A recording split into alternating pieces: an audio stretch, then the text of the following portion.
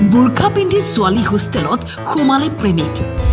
প্ৰেমিকাক লগ কৰিবলৈ আহি পৰিল বিপদত ঘটনা এইখন অসমৰে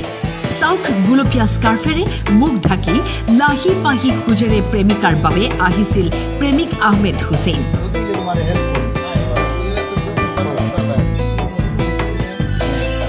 কিন্তু প্ৰেমিকাৰ বাবে বুৰ্খা পিন্ধি আহিও খাৰি নগল কাৰণ দিন বেয়া আছিল প্ৰেমিক আহমেদৰ প্ৰেমিকৰ খোজ দেখি সন্দেহ হল ৰাইজৰ বুৰ্খা পিন্ধা গৰাকী মহিলা নহয় উলাল আহমেদ হুছেইন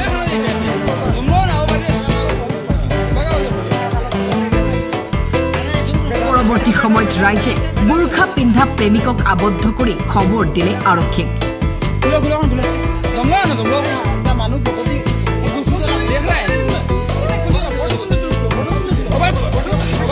ঘটনাস্থলীত বদৰপুৰ আৰক্ষী উপস্থিত হৈ আহমেদ হুছেইনক আটক কৰি লৈ যায় থানালৈ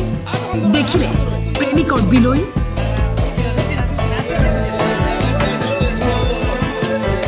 প্ৰেমৰ বাবে কি যে নকৰে একাংশই